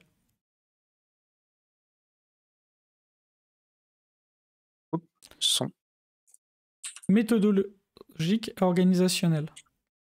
Point. Méthodologique et organisationnel. Point. Il nous faut une méthodologie nous donnant une confiance absolue en nos développements. Et une organisation acceptant de s'impliquer pour gagner cette confiance avec l'équipe. Non, c'est nul. Nanana. Il nous faut une méthodologie nous donnant une confiance absolue dans nos développements et une organisation prête à accepter ce changement de paradigme. Je sais pas. C'est naze, c'est fumeux, chat, vous nous dites.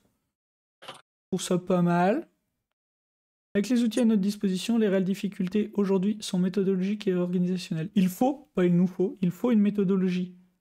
Il faut des méthodologies nous donnant une confiance absolue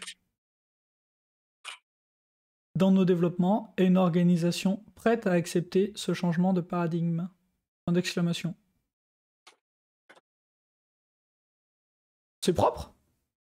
Ouais, c'est pas mal, c'est peut-être un peu rapide, je sais pas comment... Mais pourquoi pas? Moi ça me plaît bien. C'est concis, on rentre pas trop dans les détails non plus. Non, c'est pas mal. Alors il nous reste un to-do sur le rollback. Tout à fait. Et on l'a pas vu le bouton, mais on n'a jamais fait de commit à la suite parce qu'on est un peu con, donc à la limite c'est pas très grave. Alors, au pire, je rajoute un commit en mode test pour voir si on voit quelque chose. Non, on s'en embête pas. C'est vrai que je me rappelle pas l'avoir déjà vu la notation en rollback, mais... Pas sûr que ça serve de ouf. Pour moi, je l'ai enlevé. Ouais, non, c'est du détail, t'as raison. Je l'ai enlevé. Okay. Il nous reste un quart d'heure, on peut prendre 5 minutes de relecture, il fait 7 pages, donc normalement en 5 minutes c'est relu. Il y a encore la question sur le titre. l'article aussi, je pense. C'est vrai qu'on l'a pas mis en to-do, mais je pense qu'il faut revoir le titrage. Ouais. C'est pas gestion des branches dans GitLab, c'est... Parce que là, ça laisse trop. En fait, ça laisse penser que c'est un article qui porte sur Git, ce qui n'est pas vraiment le cas. Déployer des environnements par branche avec GitLab. Voilà. C'est ça notre titre. Ouais, exactement. Ça serait plus parlant. Après, il faut trouver. On verra si le chat a des idées. Mais ouais, déployer, c'est peut-être pas mal. Déployer des environnements. Des environnements dédiés aux branches avec GitLab, c'est bien. Ça fait un peu plus technique. Un environnement par branche avec GitLab, c'est plus court. Qu'est-ce que t'en dis? Et t'enlèves même déployer. Hein. Par branche. Déployer un environnement par branche dans GitLab. Moi, j'enlèverais même déployer. Avec. Je mets un environnement par branche avec GitLab. Ouais, d'accord, pardon. Un environnement par branche avec GitLab. Ouais, c'est mieux. C'est propre. Je pense que c'est pas mal. Alors attends, on va changer le nom du fichier avant de l'oublier comme des glands.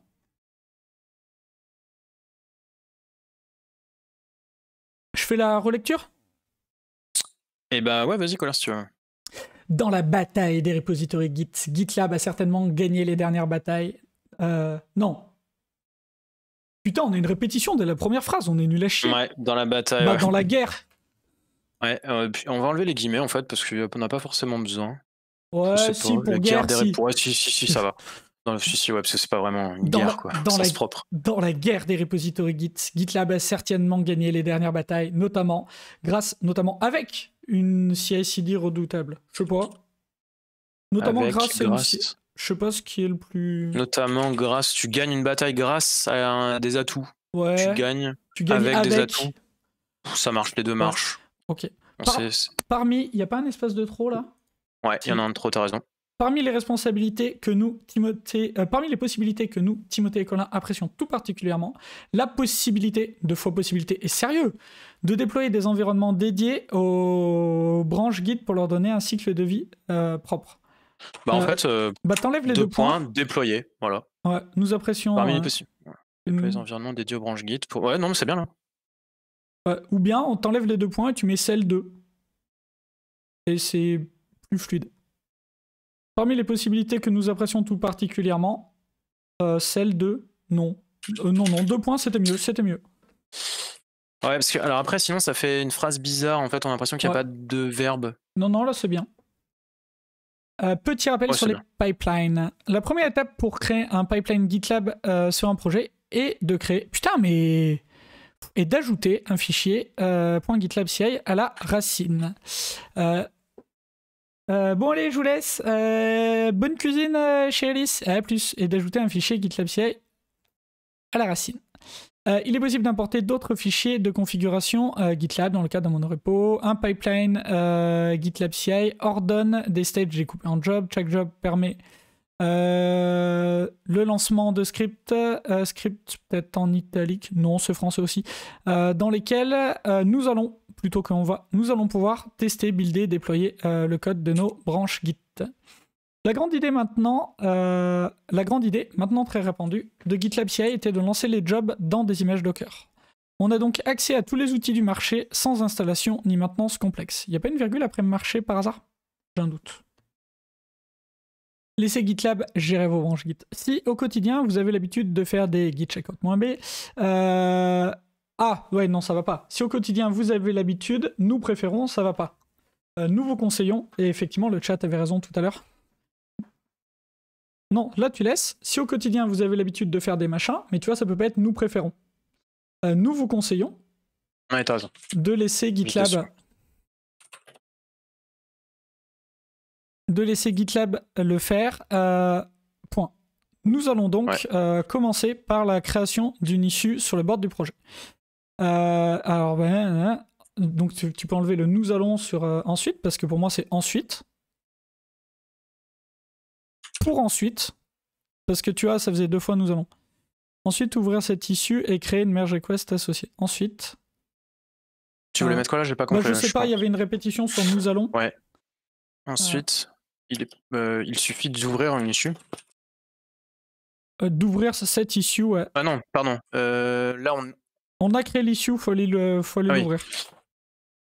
Il faut créer la merge request, non. Ensuite... Après, c'est après. Ouais, et créer une merge request associée.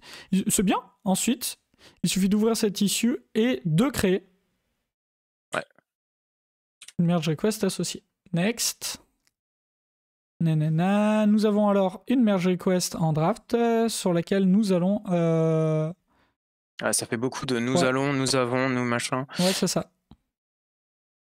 Sur laquelle faire nos contributions.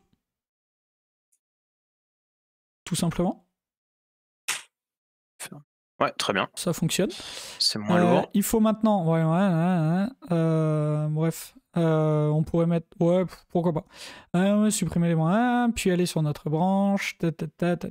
Le point intéressant est bien là. La branche commence par un numéro presque unique, l'ID du ticket GitLab précédemment créé, que l'on va pouvoir utiliser pour identifier notre environnement. Attention, si vous faites plusieurs branches pour un même ticket GitLab, ce numéro sera réutilisé pour vos 2 branches. Notre but étant d'obtenir des identifiants uniques pour les environnements GitLab, nous vous déconseillons de faire plusieurs MR, avec un S peut-être minuscule, pour un seul ticket. Les environnements et les déploiements. Maintenant que nos branches ont un nom unique avec un identifiant facilement récupérable, nous pouvons créer un premier pipeline simple. Clac, clac, clac, nickel, pipeline. Pas de problème. Je viens d'arriver, j'ai lu GitLab a gagné la bataille. Non, pas forcément que contre GitHub.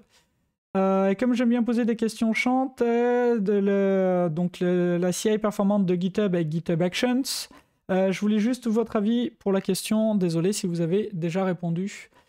Alors malheureusement, il nous reste 9 minutes sur notre schedule. Est-ce que tu as une réponse en 30 secondes, Tim, comme tu as joué un tout petit peu?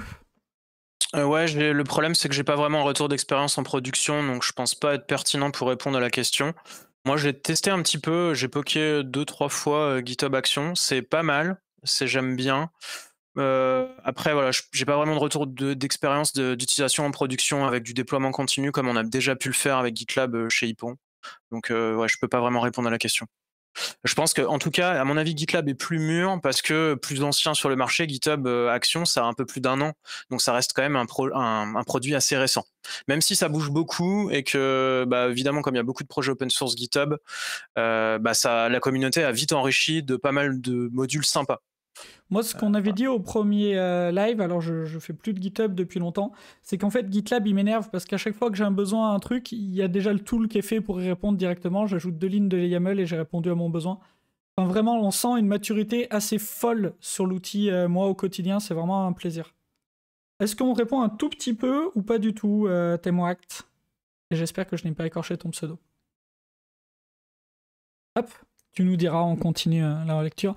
Nous avons la variable d'environnement, GitLab Slug, qui fait partie des variables injectées par les jobs à GitLab CI. Une fonction SH nous permet d'extraire uniquement les numéros de la branche et de le mettre dans une variable d'environnement, GitLab branche.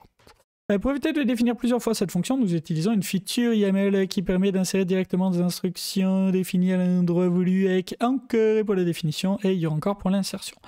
La partie only est là pour limiter les cas dans lesquels les jobs sont lancés. Le job est lancé, les jobs sont lancés, ou le job est lancé. Elle n'est pas obligatoire, je suis tout seul dans ma tête, hein, ne vous inquiétez pas. Elle n'est pas obligatoire pour le bon fonctionnement de cet exemple, mais nous vous recommandons fortement de limiter ces exécutions pour éviter une consommation inutile de ressources. Plutôt que là. Le pipeline n'a pour le moment qu'une étape. Tac. Le nom de notre futur environnement apparaît bien dans les logs. Nous pouvons avancer dans la création de notre pipeline pour ajouter... Alors des fois on dit notre pipeline, des fois le pipeline. Donc là je mettrai du pipeline. Ça répond, merci. Ok, nickel. Pipeline en anglais, donc en italique, pour ajouter un stage de build qui construira nos livrables. Et un stage de deploy qui sera... Stage aussi, ouais. Ouais. À terme, chargé de faire le déploiement effectif de notre solution. Le nouveau YAML, avec le nouveau déploiement, tout ça. Dans le job deploy branch, nous créons un environnement GitLab qui se prénomme, putain on s'est chauffé, cet environnement, ouais c'est pas génial de l'appeler deploy branch, mais bon soit, on pourrait l'appeler branche tout court. Cet environnement apparaît notamment dans la liste des environnements GitLab. On verra si on le change après aux autres. On peut le changer après, ouais, pas de souci. Je mets un to-do. Ou non, enfin comme tu veux. Ouais. Comme tu veux.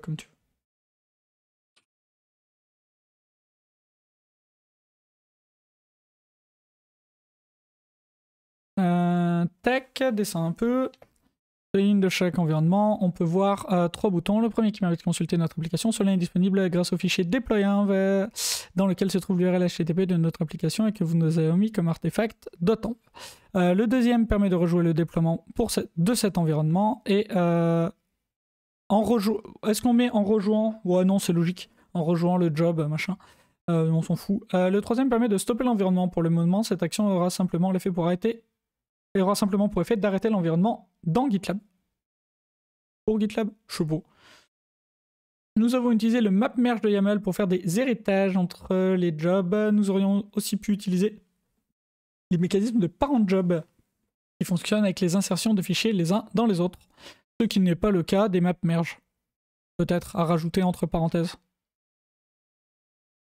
Attends, là t'as mis un lien vers... Ah oui, c'est parce qu'il fait des extends, en fait, c'est ouais, ça il fait des c'est les parents ouais. Là, entre parenthèses, je mettrai à la fin, tu vois, ce qui n'est pas le cas des map merge. Il est maintenant temps de réellement arrêter notre environnement via un nouveau job. Alors, le problème qu'on a, c'est que là, c'est toi qui as dû écrire les cotes et que ton truc, il a fait les corrections automatiques des cotes. Du coup, on a un problème de cotes. Le réellement. C'est pas des double cotes normales. Voilà. Ah oui, mais moi quand je tape des double cotes, ça me fait ça. Ouais, ouais, il faut enlever l'option dans Google Doc. Vas-y, je te laisse le taper du coup. Tac. Parce que du coup, voilà, on va mettre des cotes normales. Notre nouveau YAML, nous avons maintenant ce pipeline et ce nouvel environnement. Je suis allé un peu loin, pardon. Ouais, pardon, excuse-moi, j'avais du retard. Et ce nouvel environnement. Voilà, nanana. Le nouveau job Destroy Branch définit les scripts pour arrêter notre environnement. Un point d'attention cependant, il faut surcharger la valeur de la variable d'environnement git stratégie à none pour éviter de cloner le repository git, ce qui ne sera pas possible si la branche a déjà été supprimée. Si vous avez besoin de scripts présents dans le repository pour le stage destroy, et il faudra les stocker dans des artefacts GitLab. Ouais. Dans des artefacts. Dans les artefacts GitLab, ouais, non. Ouais, t'as raison, c'est bien. Non, c'est pas mal. Vous pourrez ensuite... c'est qu'une seule balise, hein. C'est qu'une seule balise, c'est une directive dans le code GitLab, quoi. Enfin, dans le code de la pipeline. Vous pourrez ensuite accéder à ces artefacts en utilisant les dependencies des jobs. Nous avons aussi surchargé la partie only du job pour éviter un destroy de master qui doit toujours rester allumé. La directive onStop sur le job permet de définir le job à invoquer lors de la destruction de l'environnement GitLab. La clé autostopping permet un arrêt automatique de l'environnement après une période donnée pour éviter de payer pour un environnement inutile. Il sera toujours possible de le redéployer au besoin. On peut aussi empêcher cet arrêt automatique en cliquant sur l'épingle qui est apparue dans les environnements. Et c'est tout. Enfin, il faut remplacer les scripts qui font des échos par des vrais scripts qui gèrent nos déploiements et nos destructions. Vous avez maintenant un cycle de vie GitLab avec des environnements par branche Git. Point d'exclamation. Qu'est-ce qu'on dit? Sans S peut-être. Ouais. Par branche Git. Ouais, c'est bien. Tu vas mettre un point d'exclamation, tu m'as dit. Ouais, je sais pas. Ouais, très bien. Ça marche. Ça me va. Avec les outils à notre disposition, les réelles difficultés aujourd'hui sont méthodologiques et organisationnelles. Il faut des méthodologies nous donnant une confiance absolue dans nos développements et une organisation prête à accepter ce changement de paradigme. Ah si, est-ce qu'on peut rajouter? On peut rajouter à la suite. Je te propose à la place de méthodologique, parce qu'il y est 2 fois, c'est un peu lourd, je trouve. Ah, ça va garder méthode. Il faut une méthode de travail. Est-ce qu'on n'aurait pas un synonyme? Là, j'insiste vraiment, tu vois. Le but, c'est d'insister. Et est-ce qu'on peut pas rajouter un truc, vous avez plus d'excuses, mais bon, c'est un peu naze. Tu vois, une phrase en mode, vous avez plus trop d'excuses, machin. Non, c'est naze, parce que la vraie difficulté... Pour ne pas faire du déploiement continu, tu vas dire? Ouais, mais la vraie galère, elle est organisationnelle, on le sait tous les deux. Ouais, c'est vrai. Ce serait malhonnête. Très important, il faut qu'on rajoute une note au tout début. Au tout début de l'article. Alors attends, je peux afficher mon... Non, je ne peux plus. Ouais, pour dire que ça a été écrit lors d'un live Twitch avec les gens du chat. Cet article a été écrit... Ouais, là. Écrit en live. Merci au chat pour l'aide et le soutien moral. Tac, et il y a un to-do à faire sur le... Cet article a été écrit en live et on se met un to-do sur les replays. Qu'est-ce qu'on dit? Ouais, ça marche. C'est pas mal? Ouais, c'est pas mal. Ça fonctionne, je remets nos têtes. J'ai juste noté un truc, à un moment donné, on a écrit MR plutôt que merge request. Il faudrait la première fois où on a écrit merge request, il faudrait juste qu'on rajoute MR entre parenthèses, je pense que c'est là, si je ne m'abuse. Il y a des chances. MR, hop, j'ai vu ça tout à l'heure. Mets le M et le R en majuscule. Tiens d'ailleurs, Ouais. est-ce que À mon avis, il est présent à d'autres endroits. Hop. je cherche? Ouais, bah, il est là. Tac. C'est bon. Parfait. Je remets nos têtes. Allons-y, Tac, c'est et bon. on conclut. Eh ben écoutez, est-ce qu'il y a encore des gens? Il y a encore quelques personnes qui sont dans le coin pour cet article. Moi, je le trouve bien, cet article, j'en suis content. Au final, on y a passé du temps, hein, quand même, un peu de boulot. Mais je trouve bien. Je trouve qu'il est cool. Je sais pas ce que t'en penses. Ouais, mais j'aime bien aussi, ça faisait un petit moment que enfin, c'est vrai qu'on utilise cette méthode-là, assez régulièrement sur nos projets chez Ipon. Du coup, c'est vrai que ça faisait un petit moment que je voulais qu'on en parle dans un article ou, même, enfin sur un event et du coup, je trouve ça très bien. Ouais, je trouve ça pas mal. Donc là, les étapes d'après, c'est qu'on va l'envoyer en relecture en interne, nous, Ipon, puisque tous les articles de blog sont relus. Qu'est-ce que tu entends par organisationnel, le management, etc. Très bonne remarque, Jean-Charles, je me la note dans un coin de ma tête. On conclut et on parle de ça parce qu'on est out of time, mais on peut continuer de blaguer 2 minutes. Surtout avec Jean-Charles. Donc nous, on va l'envoyer en relecture en interne à Ipon. Il y a très peu de chances que cet article fasse polémique, en tout cas de manière générale, donc il sera publié, parce que des fois, si les articles vraiment conviennent pas, on se laisse le droit de décider de pas les publier. Mais là, vu le sujet, il sera publié. Alors après, quand il sera publié, c'est là où on a un peu ce qu'on appelle le problème de l'agenda de blog qui est bien plein. Maintenant, moi j'ai une question, Tim. Le mois de février chez Ipon est un temps fort lié au craft et aux bonnes pratiques de dev. Pour moi, cet article peut rentrer dans ce cadre-là, peut rentrer dans une bonne pratique de déployer régulièrement des environnements dédiés, etc. Est-ce que tu veux qu'on publie cet article dans le cadre des temps forts craft? Donc sur le mois de février. Ouais, ça me pose aucun souci, ouais. Très bien. Parce que sinon, c'est mars. Globalement, pas se mentir. Bah, après, comme tu préfères, j'ai pas forcément de préférence. Si c'est mars, ça me va aussi. J'ai pas de préférence, sincèrement, pas de préférence. Si c'est déjà bien rempli l'agenda, mars, ça sera bien aussi, quoi. Y a pas de souci. Je vais voir, mais je pense que février, ça peut être une bonne idée, tu vois, d'avoir un article qui sort un peu des articles dont je vous ai spammé ces derniers temps, avec que du dev, tu vois, d'avoir un article bonne pratique qui soit quand même un peu DevOps. Moi, je trouve ça bien, puis ça m'en fait un de moins à écrire, donc je suis content. C'est moins j'ai de travail, mieux je me porte. Donc non, je pense que c'est pas mal. Écoutez, on va faire ça. On va répondre peut-être en 2 secondes à Jean-Charles. Qu'est-ce que tu entends par organisationnel? Le management. Pas que. Parce que le management, ça vient de quelque chose. Ça vient d'une culture, ça vient d'une politique. Ça vient de peur, souvent. Ça vient de plein de choses. Donc il n'y a pas que le management qui bloque souvent pour aller vers du déploiement continu jusqu'en prod. Il y a beaucoup de clients, quand on leur dit, vous savez, on peut déployer plusieurs fois par jour en production avec une petite équipe et il n'y a pas besoin d'être AWS, Netflix, etc. C'est utopique. Et donc il y a énormément de choses à changer, puisque même si on amène toutes les technologies et toutes les méthodologies, derrière il y a cette organisation et toutes ces craintes, et chacun a des craintes différentes, chacun a des raisons différentes de pas vouloir de déploiement continu. Et il y en a plein. Et donc ça fait partie de ce que je mets moi dans organisationnel au sens large. Parce que des fois, ce organisationnel, c'est des gens qui sont dans la boîte depuis 15 ans, qui n'ont jamais vu ça et qui vont freiner des cas de fer pour que ça ne se fasse pas. Mais qui sont pas du tout des managers. Donc voilà, je sais pas. Moi, c'est ce que je mets là-dedans. Tim, je sais pas toi comment tu le... Non, en fait, je pense que j'ai pas forcément assez de recul. J'en ai pas fait tant que ça déjà. Moi, j'ai participé que sur un seul projet où on a mis en place du déploiement continu, donc j'ai beaucoup moins de recul que Colin sur le sujet. Voilà, en plus, le projet sur lequel je l'ai vu, je suis parti avant même qu'on fasse la mise en production. Voilà, donc j'ai pas assez de recul, mais clairement, enfin, ce qu'on constate quand même souvent, Ce qu'on a constaté en tout cas sur le projet sur lequel j'ai pu en faire un tout petit peu, au moins jusqu'en intégration, on avait vraiment du déploiement continu jusqu'en intégration. Bah, c'est que souvent le client va être très content quoi, de la mise en place de ce truc-là. Et au départ, par contre, c'est vrai qu'il y a pas mal d'appréhension, voire même d'objection, hein. Enfin, Colin, toi, tu l'as plus souvent vu que moi, je pense. Mais au départ, souvent, c'est non, faut pas faire ça, quoi.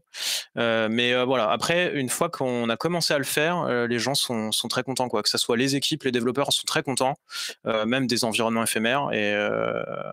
Et puis, bah, le client souvent est aussi extrêmement satisfait d'avoir un déploiement complètement automatisé sur tous les environnements. Et voilà, et qui se recharge à chaud, sans downtime, etc. Moi, Voilà ce que je peux en dire. c'est vraiment le côté jusqu'en prod hein, qui bloque beaucoup. Intégration, Ouais. ça passe toujours plus ou moins.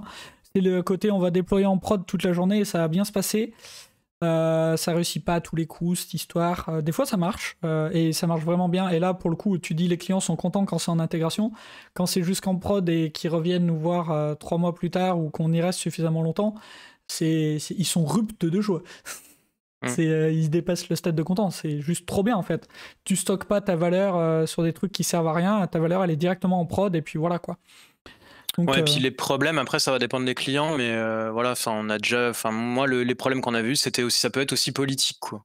Des fois, enfin, je sais pas, Colin, toi, tu l'as peut-être déjà croisé, mais ça peut être des problèmes politiques dans la partie, pour répondre à la question sur la partie organisationnelle. ouais, pas que. Il y a vraiment de tout. C'est des craintes à tous les niveaux pour moi. Mm. Une dernière pour la route, le nerf de la guerre, c'est les tests en CI. Même pas. Parce que même avec une pyramide de tests complète, un coverage à 100%, absolument tout qui est testé avec des tests très très proches du métier, très proches du fonctionnel, avec tous les rapports que tu veux, ultra lisibles, etc. Ben, des fois, le déploiement continu en prod, ça veut pas. Donc même pas. En fait, on n'est pas toujours sur de la logique sur ça, sur pourquoi le déploiement continue. T'es pas toujours dans le logos si on veut parler d'argumentaire et de choses comme ça. Des fois, c'est même du ressenti, c'est des peurs, c'est des trucs, c'est de l'habitude, c'est des trucs enfouis. Et voilà. Pour moi, le nerf de la guerre, pour arriver à faire du déploiement en prod, je sais pas si c'était continu en prod, c'est de réussir à impliquer et à co-construire. Si le produit a été co-construit, alors tout le monde comprend ce que valident les campagnes automatisées. Si t'as pas réussi à avoir de co-construction vraiment, ben les gens vont te dire ouais mais tes tests ça teste les trucs techniques. Bah non en fait mes tests ça teste pas les trucs techniques, pas du tout. Enfin ça fait pas ça un test unitaire. Ça fait pas ça. Enfin et je parle d'une pyramide complète hein, donc test unitaire, test d'intégration, test de contrat, test de composants, test end-to-end, test de properties et test exploratoire. Tests exploratoires qui sont manuels. Mais non, c'est pas ça que ça teste. Et si on a une co-construction, si on a une confiance dans le fait que l'équipe va comprendre vraiment ce qu'il faut faire, parce que c'est pas des besoins qui descendent de quelque part vers l'équipe, et donc on a toujours un doute de est-ce que l'équipe comprend vraiment ce qu'il faut faire. Si on co-construit, si on est d'accord, si tout le monde est d'accord que ben oui, on sait que c'est ça qu'il faut faire, tout le monde le comprend, et donc on le construit, là t'arrives à créer une confiance et t'arrives à du déploiement continu. Donc pour moi, le nerf de la guerre, il est plus là, mais ça, c'est une fois que, effectivement, tes tests sont irréprochables. Il faut déjà avoir passé ce stade. Mais malheureusement, ça ne suffit pas. C'est même pas le plus dur, d'ailleurs, d'avoir des tests, etc. En fait, à partir du moment où tu travailles en TDD au quotidien, ce problème de est-ce que ce que j'ai codé, ça fait ce que je pense que ça doit faire, ben tu l'as pas, parce que forcément que ce que tu as codé, ça fait ce que tu penses que ça doit faire. Mais tu as toujours le problème de est-ce que j'ai compris ce qu'il fallait faire. Et ce est-ce que j'ai compris ce qu'il fallait faire va être suffisant pour t'empêcher un déploiement en prod, parce que ouais, mais peut-être que t'as pas compris, et ça peut arriver, si on n'est pas sur une co-construction. Voilà, pour moi, il y a beaucoup, beaucoup de nerfs de la guerre là-dedans. Tu me diras si ça répond à Temwract. Zemwract? Je sais pas prononcer ton pseudo, je suis désolé. Il se passe un truc incroyable par contre cette semaine. Et ça, Ça, c'est rarement arrivé dans l'histoire de cette chaîne. C'est qu'on n'a pas un live de planifié, mais on en a 2. Donc j'ai 2 dates à annoncer. Et alors ça, ça arrive pas souvent. Prochain live, mercredi 20, 18h-20h, je serai avec Nicolas, que vous n'avez jamais vu sur cette chaîne, et on va faire le très célèbre kata Game of Life, donc le jeu de la vie de Conway, de John Conway. Et le live suivant, qui est le lundi 25, 18h30, 20h, est une table ronde qui va parler de la résilience et du monitoring des data pipelines, pour laquelle nous aurons 2 invités externes qui sont Pauline Jamin et Nastasia Sabi, que vous avez déjà vu sur cette chaîne. Et ce sera animé par Ashraf et... Qui est le deuxième animateur? Haha et Alexandre, qui sont tous les 2 data engineers chez Hippon, et je serai Jean-Michel de la régie. Voilà, et donc on a 2 lives de près, et ça c'est incroyable. Qu'est-ce qu'il nous reste à dire? Bonne soirée, on est désolé, on a 10 minutes de retard. Mais bon, vous êtes chez vous, vous êtes fait à manger, contrairement à nous. Vous êtes pas bien malheureux. Est-ce qu'on a d'autres trucs à dire? Bah merci Tim, merci beaucoup Tim d'avoir participé à ces lives, d'avoir écrit cet article et tout, c'est cool, moi j'aime bien. Bah, merci encore à toi aussi hein, pour m'avoir accompagné dans mes 2 premiers lives. C'est ça. Et les prochains, tu feras Jean-Michel de la régie? Ouais, on verra. Alors peut-être. Peut-être. Peut-être pas le prochain, mais peut-être j'en ferai peut-être un autre encore avant de faire une fois avant de faire vraiment la régie. Ouais, ça rajoute un peu de surcharge mentale, on va pas se mentir. Ça demande un peu d'habitude. Et ben écoutez, on vous souhaite une bonne soirée, une bonne semaine. Codez bien, amusez-vous bien, et puis à la prochaine. Salut. Merci tout le monde, bonne soirée.